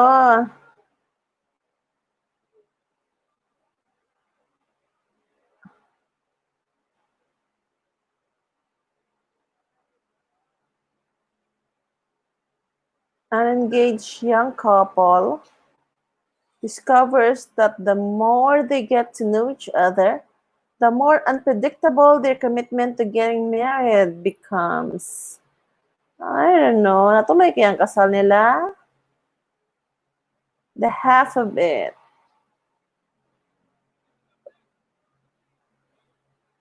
Okay. When smart but cash-strapped teen Ellie Chi agrees to write a love letter for a jock, she doesn't expect to become his friend or fall for his crush. Ang galing, no? Binibigyan na ng chance ngayon yung mga Asian American sa movie industry. Lalo na sila pang lead characters.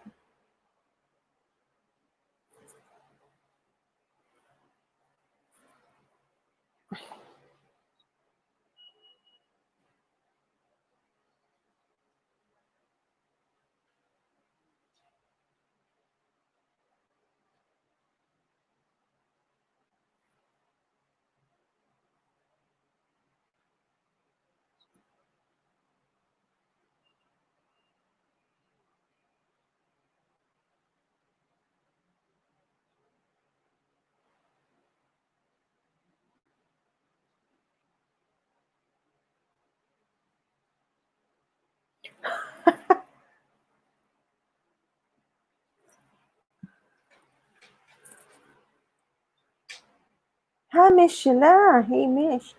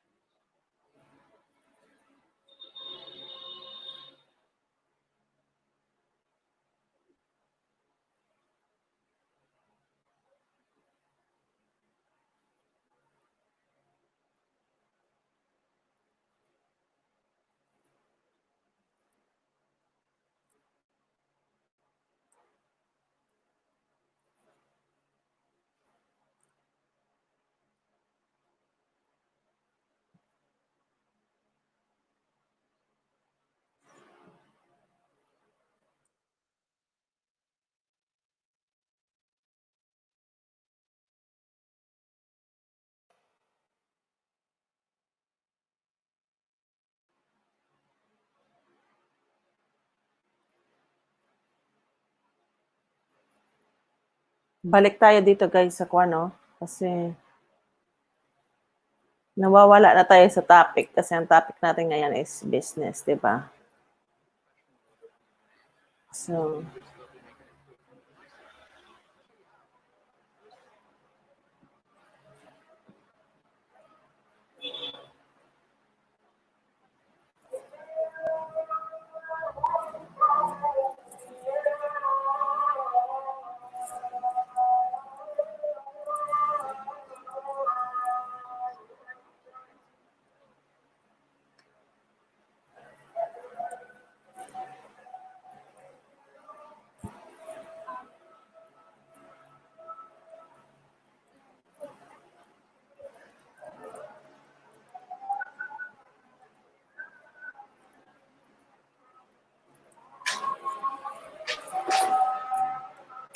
eto naman guys, siya to yung si Tashana James.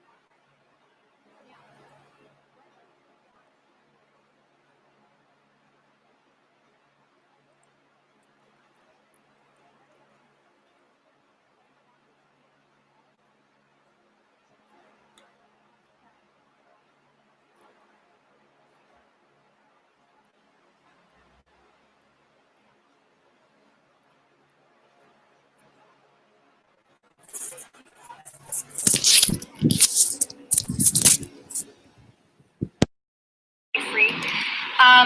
And so that's where you would decide on a supplier. I have another video if you want to learn more about making a decision between sourcing locally or sourcing internationally, the pros and cons of each. I'll link it down in the description box for you. Okay, so now number 4 is you're going to get samples from your suppliers. So when you are reaching out to suppliers, you're not just going to reach out to one supplier, you're going to reach out to multiple suppliers. You're going to reach out to at least 10 is my recommendation. And from there, you're going to narrow down the list of suppliers, just like you narrowed down your list of product opportunities. And you want to land on maybe 3 of the best suppliers, people who had the best communication, who they really wanted your business, maybe they have the best prices.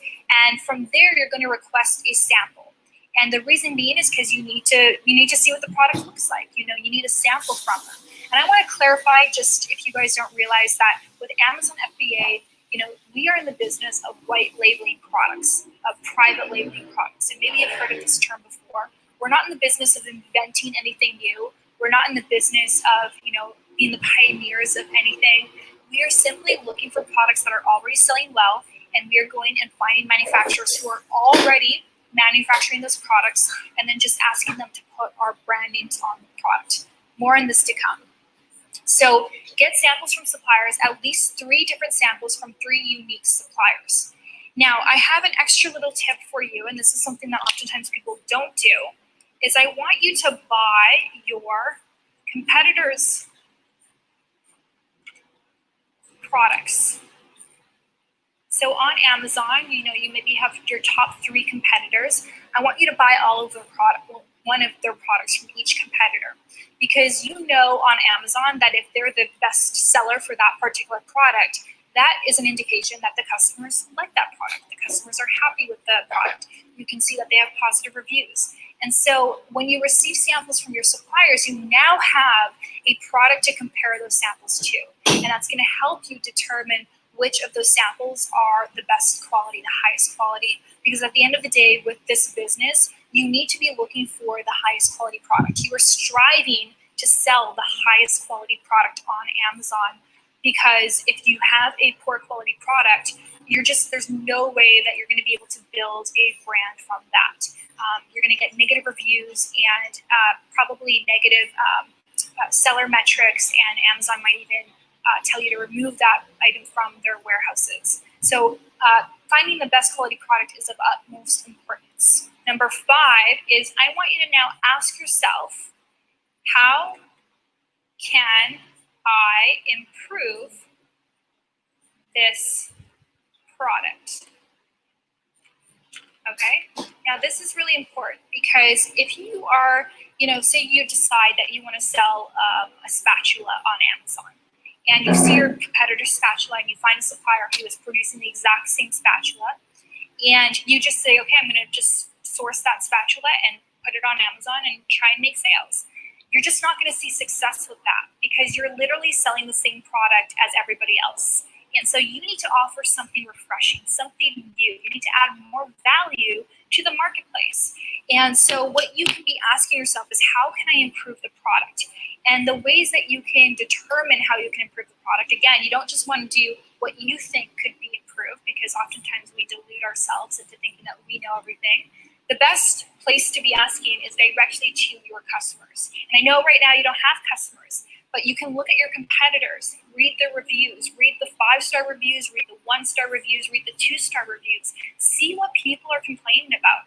Maybe it's that, there's a certain nozzle that keeps falling off. Maybe it's that the product's a bit too small. Maybe it's that the product falls apart after 6 weeks. Maybe it's that it is only available in a certain size. Find out what people are not happy with. And then when you see that this is something that gets repeated quite often, quite a number of people have complained about the same issue, then you can say, okay, now I know that this is something I could do and improve the product, and therefore I'm not just selling the same product as everyone else. I'm selling an improved and enhanced version of that product. So I want you to be asking yourself this, and once you determine what would be the most high leverage things that you can improve about the product without it costing too much, because if you're making huge modifications, we don't want that either. We want small incremental changes, because if you're going to completely change the product, then that's tough, because now you put yourself at risk. The whole idea of Amazon FBA is reducing your risk by seeing what's already selling on Amazon, seeing what's already working, and not trying to be the pioneer. So if you're going to completely change the product, you don't know if the customers will like that. You always want to see other people who are selling something similar. So small changes, and then you want to communicate that to the suppliers. Communicate to suppliers. So you have now 3 suppliers. You have yet to determine your number 1 supplier, and you want to communicate those things that you may want to change. Maybe it's something small. Maybe it's just adding a bonus item. Maybe it's just changing the way that it's shaped. Maybe it's something very, very small, but you want to communicate this because some suppliers will be willing to work with you, some will not, and some will charge you way too much for those modifications, and some will not. And that's going to help you determine on who that number 1 supplier is. So number 6 is you now have to choose your supplier. So determine your supplier, pick 1 supplier, and you're in communication with 2 other suppliers. I don't want you to just drop them, because those are going to be your backup suppliers. In case something happens with this 1 supplier, then you have backup suppliers that you can communicate with and go to. When you are choosing this 1 supplier, you are now going to place your initial order, and I don't want you to pay more than a 30% deposit.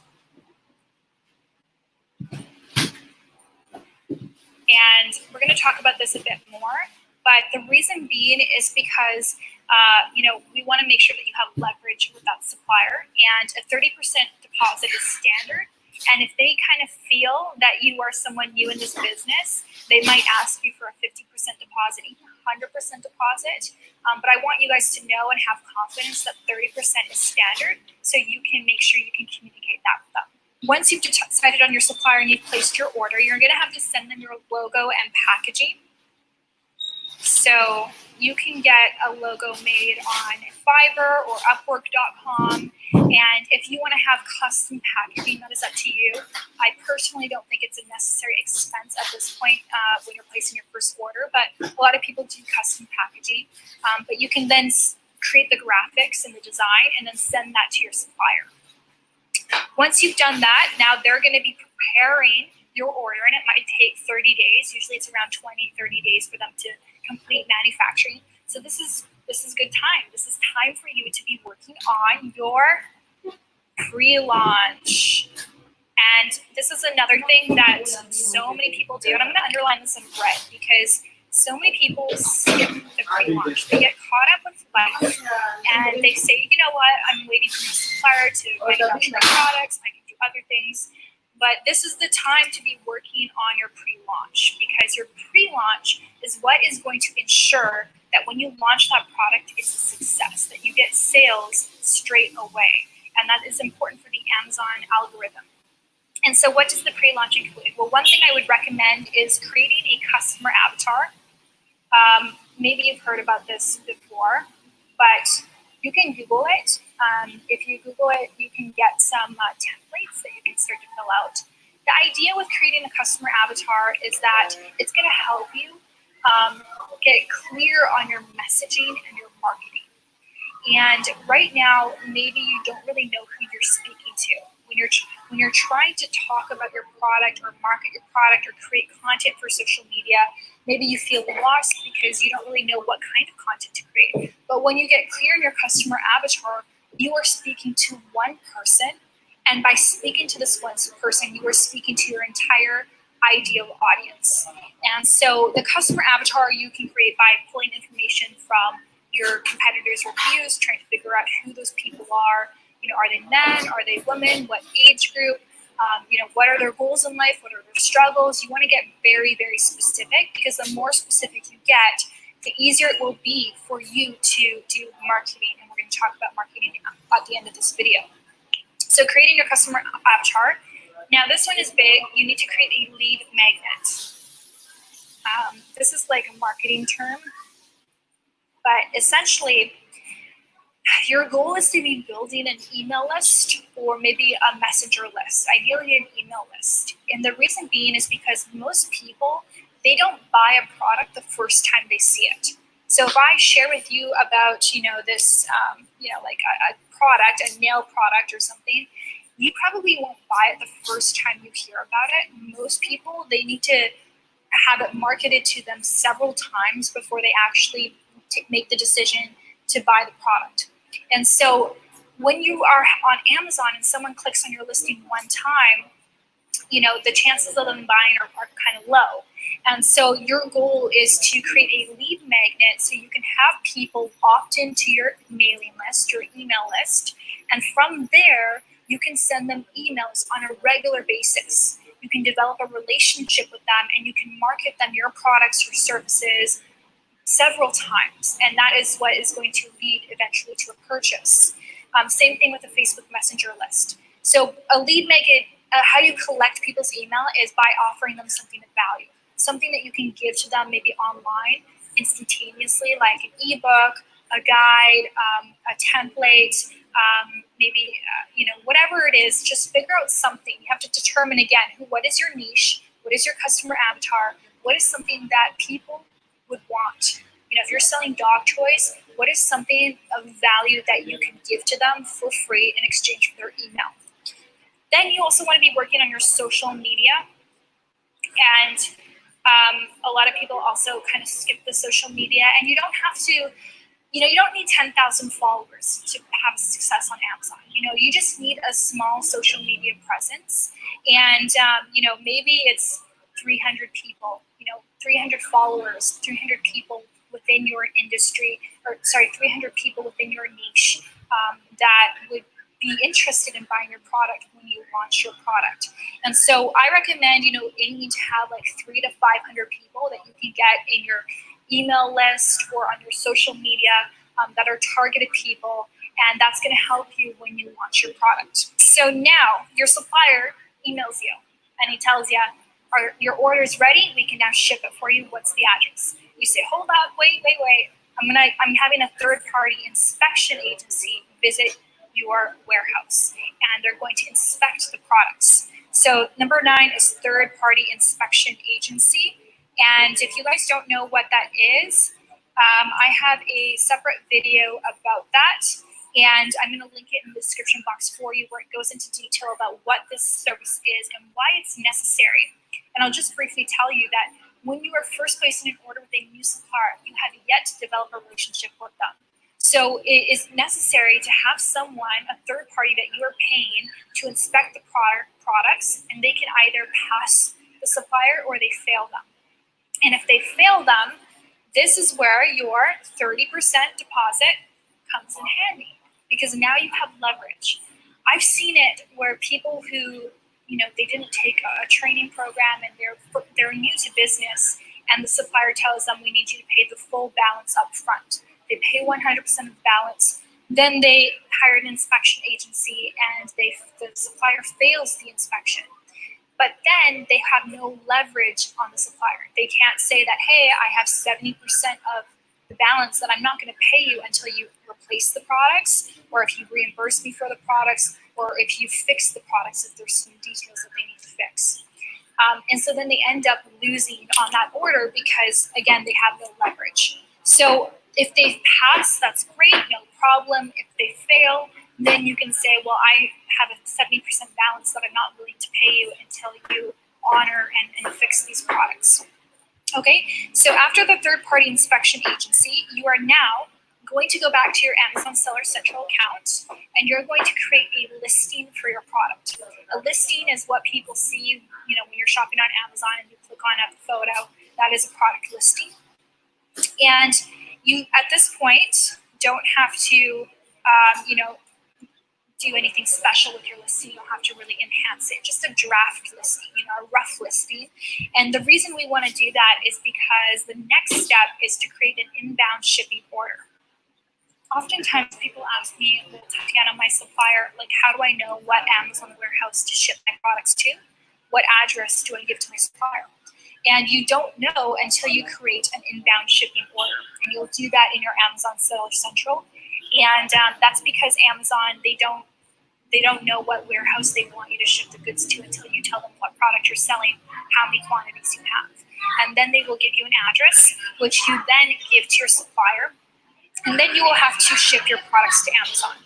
Now, you have a few different options with that. You can ship by sea on a boat, or by air. I have another video if you guys want to debate which one is better. I'll link it in the description box. I generally recommend, if you're first starting, to ship by air, simply because it's just faster, it's easier, less hassle.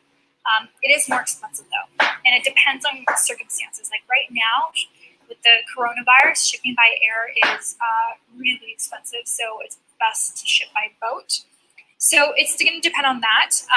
I do recommend hiring a freight forwarder if you decide to ship by sea. I'll link another video about freight forwarders down in the description box below for you. They basically facilitate the entire shipment for you, so you don't have to worry about bonds and customs and all of the documentation that you need in order to, ship a product from one country to the next.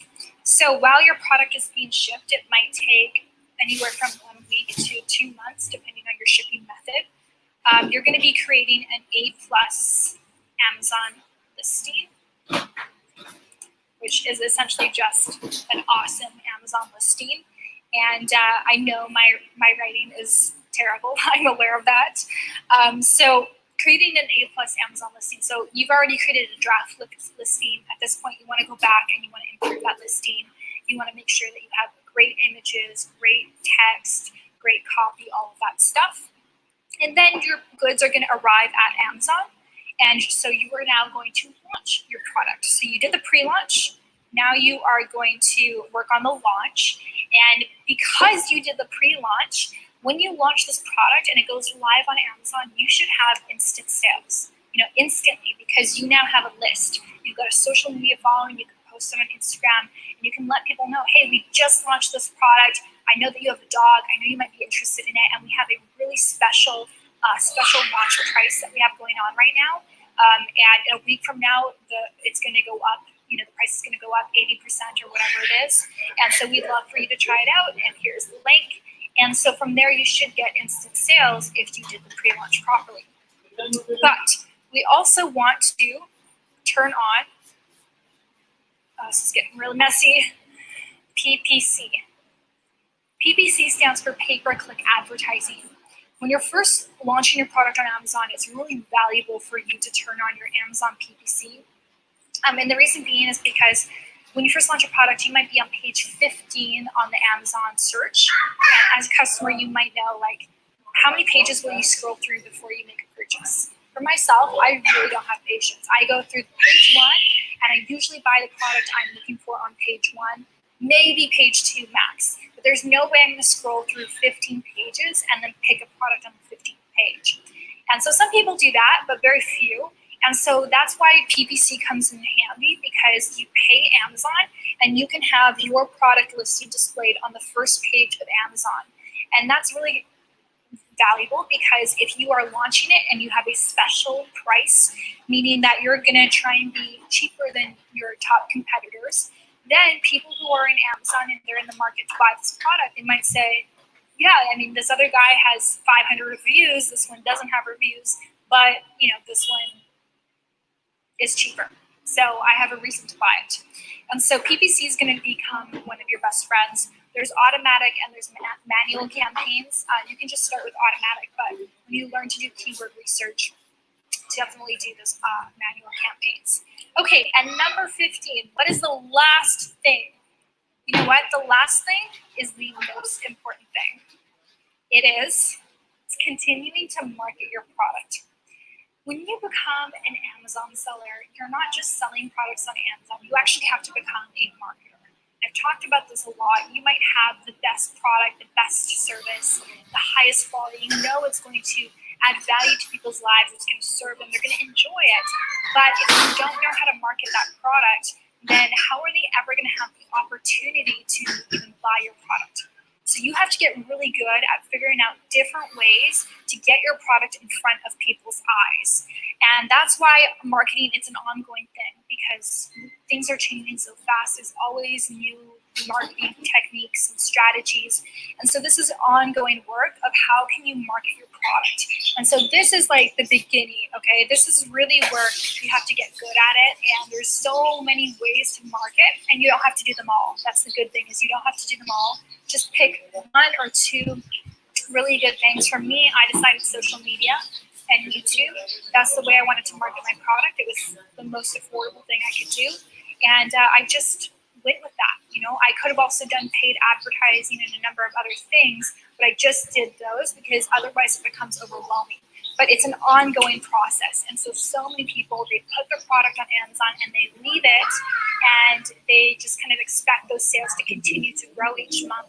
But unless you pick a really high demand product with low competition, then you can't really expect that. Like, you do have to put in the effort.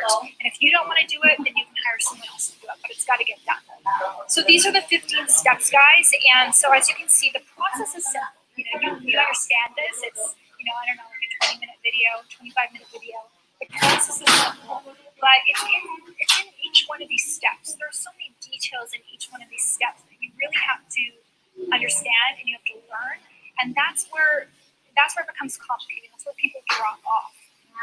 And so, for example, market research. Well, how do you do market research? How do you determine if a product is a viable opportunity? How do you know? Is there certain things that you should be aware of, certain criteria? There a certain price range that you should be looking for in order to be profitable? In fact, what is a good profit margin? 25%, 35%, 15%? So there's a lot of questions about market research, how to pick a product. Because actually, guys, this is where most people get hung up. Most people are actually, it's choosing a product. Most people don't pick a product. A lot of people who start this business, they get this, but they get so hung up in choosing the product because they fall into analysis paralysis. And that's the problem when you don't take a course or a training, because you have to really trust yourself that you're picking the right product. And people kind of don't have confidence in their ability to make that decision. And so when you have a set of criteria, you've got a formula, you've got, you know exactly what to be looking for, then when you find that product, it's so obvious, and the decision is so obvious. And so then you can move forward with the business. But most people don't move forward because they just get so scared to move forward with a product that they're not really sure about. And so, at the end of the day, I just recommend that you just pick a product, because this whole thing, if you go from here to here, this experience is going to be so much more valuable than the money that you're going to make with that first product, because you're going to be able to replicate this. It's a process that gets to be replicated. You can do that with your second product, your third product, and each time you get better and better as you get more experience. Okay, let's see what else is here. Finding a supplier, like, how do you know who's a good supplier and who's not? Is there certain things that you should be looking for? How can I improve this product? How do you know what to improve on the product? How about logo and packaging? What should I put on my packaging? Should I have some? Are there some things you should put? What kind of barcodes do I need? How should I put my branding on the packaging? All of those details. How about creating a listing? At least how do I know how to create an amazing listing? Your listing is so important, guys, because especially your main images on Amazon, your Amazon images are equivalent to what packaging is to retail. And so you have to have really high-quality images. You have to know what that looks like. You should have text on your images. You should make sure that you have lifestyle images depending on the product. You want to make sure you take up all the space. You don't want to have any white space. There's a lot of details, and that's what I'm saying, guys. Like, yes, you can do this on your own, and kudos to you for that too. But in my time working in this business, I have so many people that come to me and they say, you know what, I tried to do Amazon FBA and I failed and lost money because I didn't know. And so then they get a course and they wish that they had just bought a course sooner, so that they didn't have to waste the time and waste the money. And so I believe that taking a course is the best way to go about this, because you're given a step-by-step process. You're being told, okay, now this is what you do, and now this is what you do, and now today you have homework and guidelines, and that gives you so much peace of mind because there's no questions in your head. If you make sure you find a reputable course and a proven course, a proven process, then you have the confidence to move forward with the business and to make those big decisions. So I strongly recommend that if you guys want to start this business, you do invest in a course. There's people who can definitely do it without a course. I interviewed one person who's done it without a course on this channel from Colombia, but it's very few, it's very rare. And so for the most part, most people, they need that extra guidance, they need that hand holding. So I'm going to recommend two typical courses to you, ASM and MPSH. I'm not going to go into detail. You can click the videos in the description box below if you want to learn more about my course recommendations. Everything that I talked about here, any resources I have, I'll also link in the description box for you guys. And if you guys want to kind of go a little bit deeper with Amazon, but you're not really yet to dive in, then I'm